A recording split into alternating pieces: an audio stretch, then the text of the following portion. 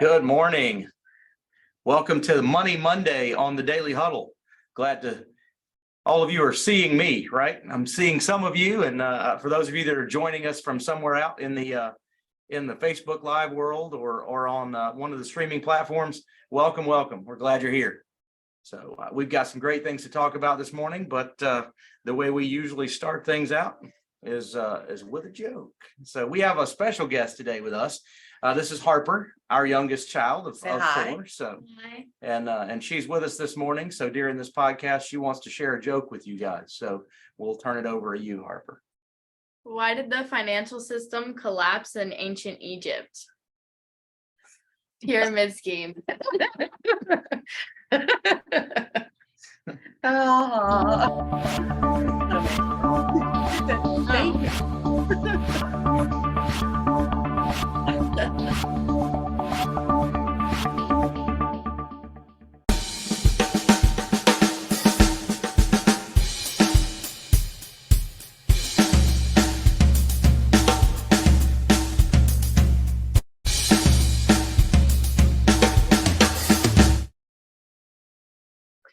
Good morning, everybody. Welcome to Money Mondays. Thank you for joining us today. Our question of the day before we get started is, are you raising financially fit kids? So I hope you were able to hear Harper give her little cheesy joke of the day. She was in here for just half a second, but anyway, it was super funny. So thank you for joining us. My name is Kimberly Otey. This is Zack, my husband, and we are your hosts for today. Yeah, today we're going to share our own little Hollywood square. So instead of being in separate ones. So that's right. It's how we roll, right? So let's get started. I have a couple questions for you guys that we like to get our minds in the right place. So as we pick on folks that are on screen, let's see. How about Andrea? What time is it, and what are you grateful for today? The time is now, and I'm grateful for warm sweaters. Absolutely. Yeah. It's even chilly here. So what do you think? Fareed. Let's go with Fareed. He looks like he's ready to answer a question. Where are you, and who will you hug today? Oh, well, first of all, I am from Trinidad in the Caribbean. And I'm going to hug myself today because I love myself. Big pat on the back. Yeah. It's important to always give ourselves a big bear hug every now and then, right? That's it. Absolutely. All right. Well, Laura's joining us now. So Laura, how are you? You just threw her in the mud. I'm doing well. Good. All right. We're exactly how we say we are, and we're exactly where we should be, right? Yes. All right.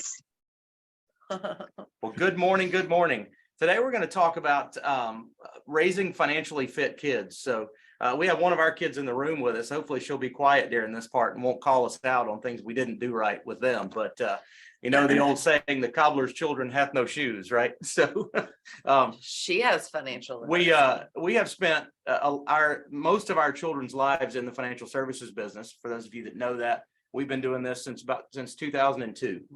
And so we're going to make some references this morning to a book, but also to some personal experiences that we've had that are great lessons about how to teach kids financial lessons and financial literacy as they go through their developmental years. And so to get started with that, I'm going to turn it over to Kimberly. I think she's got a couple of reference slides to pull up, and then I'll tell a personal story here in just a few minutes, but we're excited to talk about this. I think it's important when we start talking about raising financially fit kids and teaching our kids about money.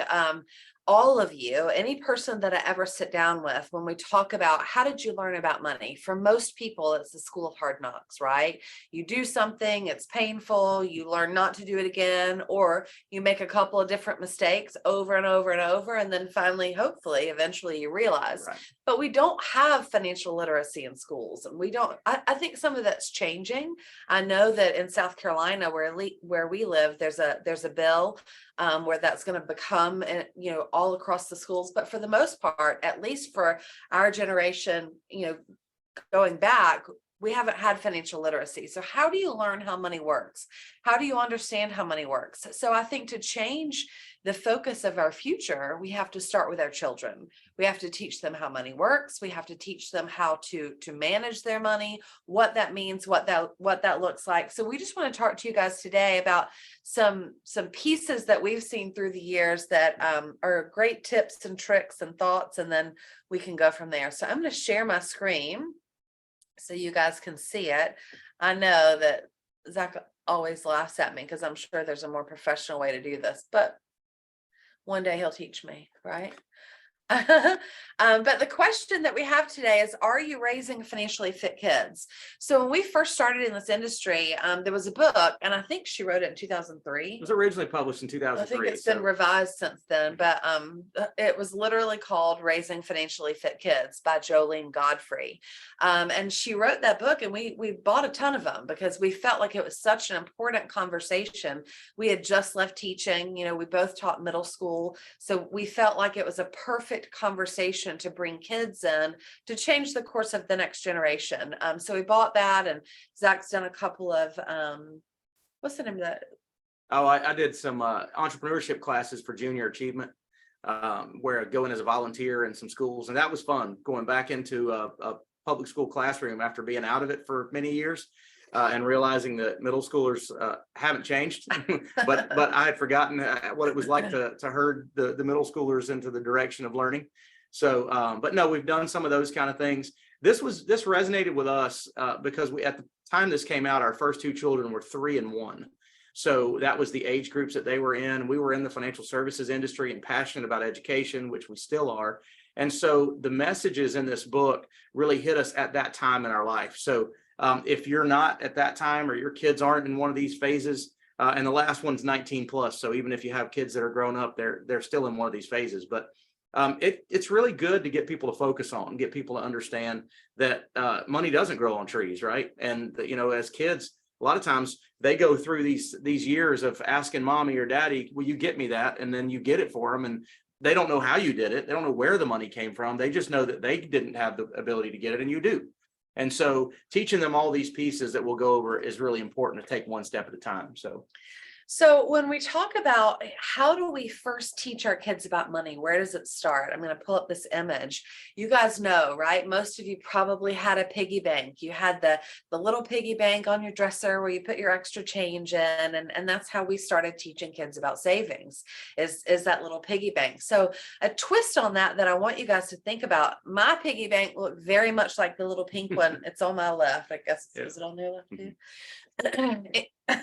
Don't laugh at me. But it looked very much like the one, the little pink one, right? But if you think about this, when you put money in that piggy bank, you can't see it, and you can't see it grow. And the exciting part about saving money is that psychological piece of growth and growing and having more and more and more, right? Whether it's in our investment accounts, and we look at it every day. If you guys have money in the market, I guarantee you look at it way too often right now, right? Like, where are we? Where are we? Did it come back? Like looking at it. So the same concept applies to our children when they're little, and when we're teaching them the value of saving, instead of getting them the little pink piggy bank, even though it's super cute, like maybe make the other one have a pink nose or something, but even though it's super cute, get them a clear one. Because as they put the money in, whether it's a clear jar or a clear piggy bank or whatever, as they put that money in, they can see it grow. So that's just a great, beginning little kid concept of, how do I focus on growing my money? What does that look like? How do I encourage them to continue thinking about it and have them excited for it to be full, right? To allow it to grow.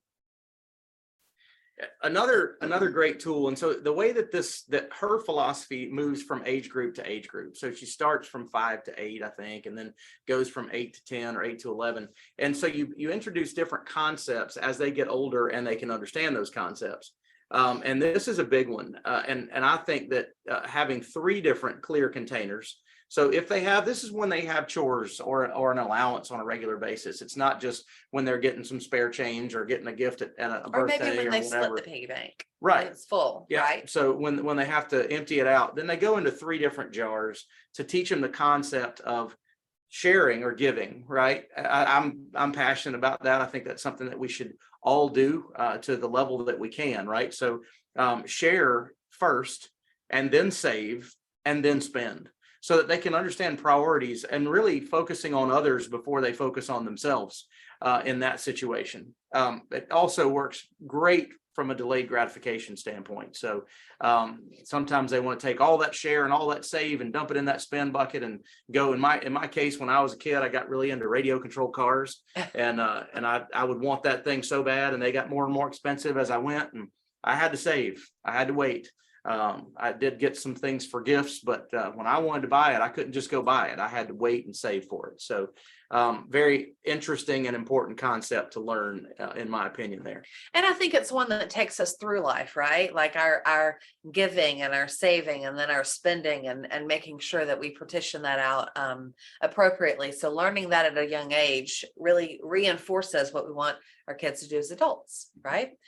So now we're going to talk just really quickly, and we're not going to obviously explain all of these, but this again comes straight from her book, but the 10 basic money skills. So what do we want our kids to know? What do we want our teenagers to know? What do we want adults to know? We want them to know how to save, how to get paid what you're worth, how to spend wisely, how to talk about money, how to live within a budget, how to invest, how to exercise the entrepreneurial spirit. Most of us can, if we didn't have a lemonade stand, we've at least seen them in our neighborhoods, right? Like all over the place. How to handle credit, how to use money to change the world, and how to be a citizen of the world. So those are the 10 basic money skills that as our children grow, we're going to teach them through different conversations, different experiences, how obviously to understand all of these pieces. So I'm going to stop this share, and we're just going to tell a couple of stories based on our life experiences and where we are, maybe our childhood or something that we've done with our kids, just to kind of give you guys some ideas and have those conversations. So, Zachary? So yeah, I mean, I grew up in a family of school teachers, public educators. My mom and stepdad both worked in the public school system, and I jokingly say they never became administrators until I left the house, and that was the first time we had nice things when they made more money. But they worked really, really hard throughout my time at home and throughout my school career to make sure we had everything that we needed, and I learned great lessons about putting in work and feeling rewarded by that. The rewards are different from an entrepreneurial world in some cases than they are from a public school teaching world, but in a lot of ways they're similar too. That's why we love what we do. But one of the best lessons that I ever got, I wanted to make money when I was 16 years old. I wanted to buy a car. To have some dates. I wanted to be able to drive, and that was like the biggest thing. Now it blows my mind how some kids won't get a driver's license until they're 20. Our second daughter didn't get a learner's permit until she was 19. I was in line the day I was born July 4th, and I was so upset that on my birthday the DMV was closed. I had to wait till July 5th to go get in line. I mean, that's the way we were then, right? So I had to get a car, but my parents were not going to buy me a car. They were not going to make anything. They weren't going to give me anything, but I was able to borrow money from my grandfather to buy a car, and I got a truck, a small compact truck, and I wanted to pay the money back. I had to have some source of income.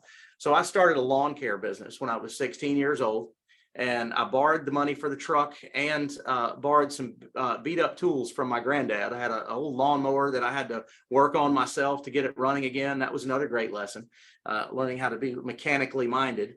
And then an old string trimmer that he had replaced both of these, and these things were just sitting in the garage. So I went to work, went out putting flyers in mailboxes and knocking on doors and picking on the lawns that had a little overgrown. I'd go knock on the door. Probably in today's day and time, that wouldn't be the house you want to go knock on the door. If the lawn's not kept up, you might find something you don't want to find in the house. But anyway, long story short, business grew. I was able to repay what I borrowed, and the tools that I was using wore out. I needed something that was nicer. So I went through that process again. So I learned through these teaching moments of my granddad's that he taught me exactly how business works, that in order to start business, it takes capital. And in order to have that capital, you have to be able to pay it back, and you have to do it systematically. So as a 16-year-old, that was very empowering for me. It started a really bad habit of mine. I like cars a lot. And I think since I was 16, I've probably had a whole lot of cars. He likes lawn tools too. I do, but the car scenario for me, it taught me that most people don't make money on cars. So for several in a row, I would buy a car that needed a little bit of work, like those lawn tools did, and I would put in the grease and put in the time and fix the car and sell it, and then I'd take the profit and buy a nicer car. So I worked my way from a $500 truck up to a nicer car by the time I went off to college, and I worked and did my own thing through that. And I'm thankful for the lessons that I learned about credit and repayment and business and how it takes money to make money. And you got to start somewhere. So that was my personal story. I know we've had several more. Kimberly's been very good with our kids as they've gotten older, and I'll let you share that about their focus and those kind of things.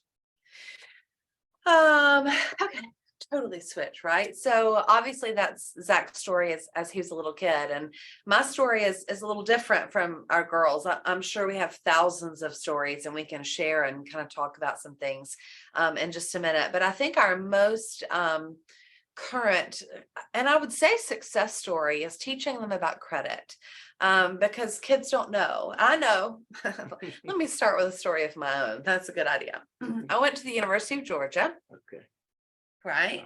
And when I was at the student center, right in the middle of campus, across from Sanford Stadium, right, thousands of kids there walking back and forth to class one day. There was this big table outside, and they had the best t-shirt I'd ever seen. It was white with a big Georgia G on it, right? Because we're at Georgia and everybody has to have a Georgia G t-shirt. Well, the t-shirt was free, right? So knowing any college kid, you give me something for free, I'll do whatever you need, whatever you want, right? Well, maybe within reason, but you understand what I mean. So it was MBNA, right? Okay. That was the name of the credit card company that was there, MBNA. And all I had to do to get that free shirt was fill out a credit application. So guess what I did? I filled out a credit application with zero understanding, zero financial education, zero, truly. So I filled out a credit application. I was approved. I got a $500 credit card that had that same Georgia G on it. It was beautiful. It was red with this big black G on it. And I got the t-shirt, and I was so excited, right?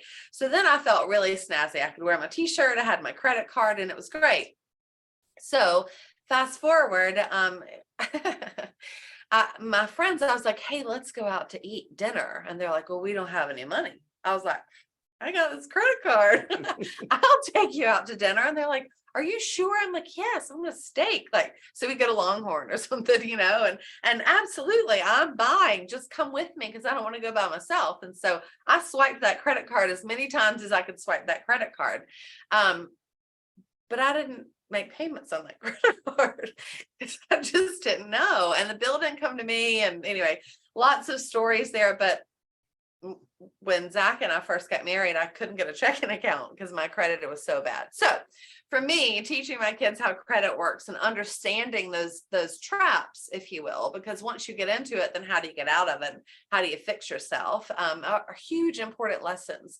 So our girls are 22, 20. I know, it's like, which one's which? 22, 20, 15, and then Harper will be 13 in 2 weeks. So that's kind of their ages. So when our older two turned 18, they start sending you credit cards. I don't know if they still have them on the college campuses. I'm sure that they do. But they start sending credit card offers. And so we made both of them at age 18 get a credit card. And we got that credit card through an app that we could track, and we could watch it, and we could see it, and we could understand it. But they needed to start learning how credit works.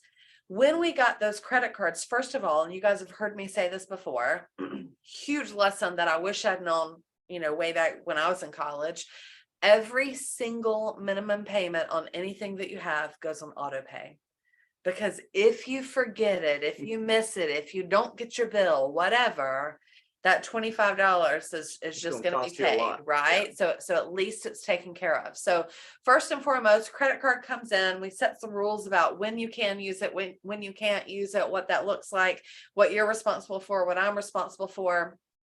But we also immediately, before we did anything else, set them up on auto pay. So those were taken care of, and they could never, at least from a monthly payment perspective, get themselves in trouble. The second thing that we did is we set up Credit Karma. And if you guys don't know Credit Karma, it's a free app where you can monitor your credit, right? And I love it, especially being in the mortgage industry, being in the financial services industry. I'll give you a disclaimer that it's not always going to actually be your credit score. Like if you go to buy a mortgage, your score is probably going to be lower than what it says on Credit Karma, but it is a great tool to at least watch and see what's being reported on your credit report. So we set them up with Credit Karma. And so they could see what the credit score was because they didn't have one, right? And now they suddenly do. And what does that look like? And so Emma, our oldest, she's pretty OCD about it, right? yeah. Like she goes to her Credit Karma, and I remember, so she had this tons of like dental work done, and I made her get a care credit card. Even though we paid it, I was like, it'll help your credit 0% for like 6 months. Get that card, we'll pay it off. And she was mad. She was so upset because it took her credit ratio like from 10% usage to like 60% usage, and it tanked her credit score. And because she knows to watch that, because we've taught her, when you use your card, look at Credit Karma and see what it does to you. It totally freaks her out. And she was like, Mom, that's not fair. And I was like, Emma, you're not buying anything. It's fine. Your credit score is going to come back up when we pay it off. It's no big deal. But I think teaching them now to be aware of not just having a credit card, but what does it do for you? What does it do against you? How much can you use it? And should you carry a balance? Should you not carry a balance? Obviously, we all know those answers. But just understanding also how it affects that credit score. Nowadays, credit affects everything that we do. It's not just, can you buy a car? It's not just, can you buy a mortgage? It's, what does your car insurance look like? What does your homeowner's insurance look like, right? Everything, they pull your credit. Single thing. Can you get a cable bill? Do you have cable anymore? Maybe not. We don't. Internet, maybe, right? Can you get a cell phone bill? Everything in our world is dictated based on our credit scores. So for me, from my early experience from that big, beautiful, Georgia credit card, to our kids and them transitioning into adulthood, we felt like it was super important to teach them about credit from day one and how they can use it and when they use it, what it looks like, and just how to manage that. So I wanted you guys to have those two stories today. I think they're both very valid and painful and learning lessons too. But we will let's go ahead and open it up to have some conversations. Any conversations you have, Cece? I think Hey, can you hear me? I We can. Oh, thank you so much, you guys, for the shares. I grew up in a household where my mother was a banker. She taught us how to open up an account, and she didn't teach us about credit. And my father was the credit bandit. So all I heard was, we don't have money to get that. Your father got to get some credit cards. So as an adult, I did exactly what they did, and I multiplied it. So I did. So I was in college, use credit loans, all that.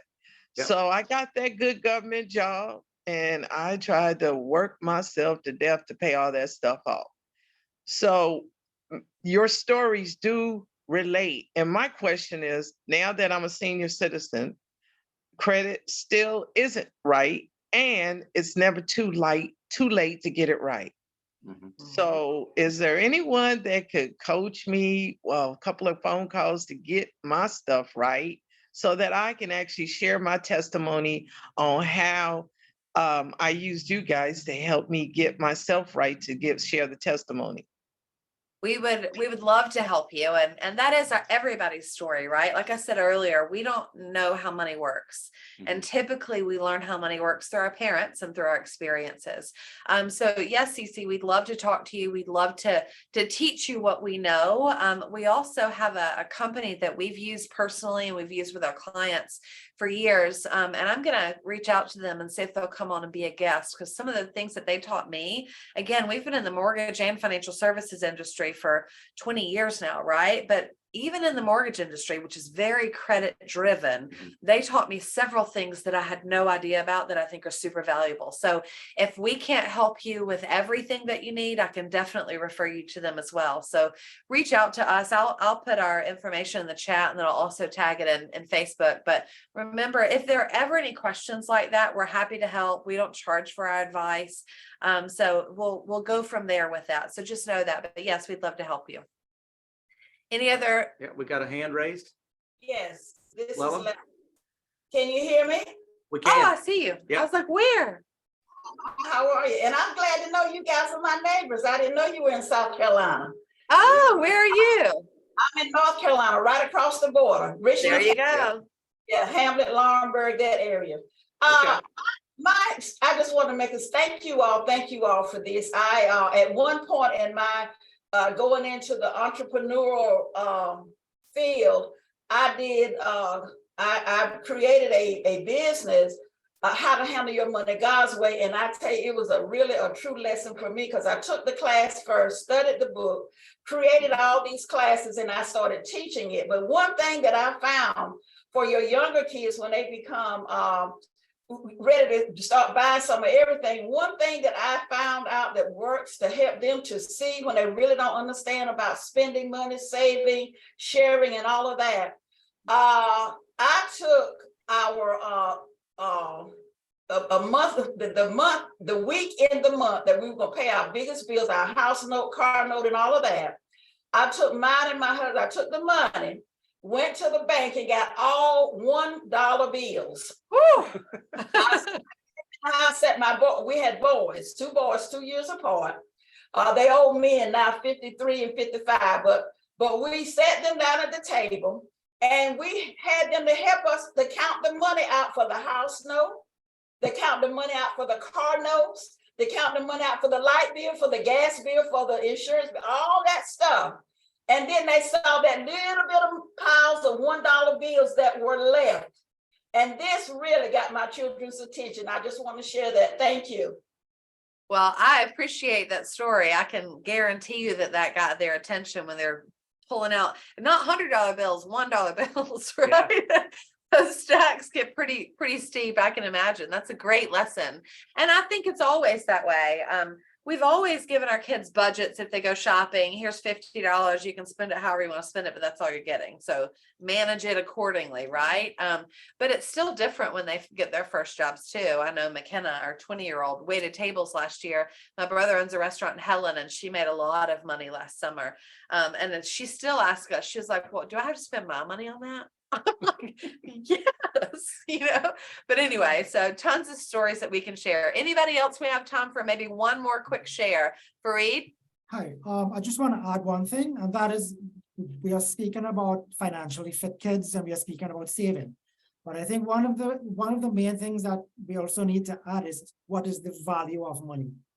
Because a lot of people starting from kids, adolescents, they do not know what is the value of money. And because of that, they go buy stuff and buy this, and I want this and I want that. But we need to teach people what is the value of money. What is it worth? But not value in terms of $1 is $1 or $10 is a $10. But from a holistic view, what is the value of $1? Or what is the value of a $5? Or when people begin to understand the value of money, then they're going to be more careful on how they spend and what they buy. Yeah, great point. What will this dollar do more for me if I keep it than whatever I'm about to buy with it?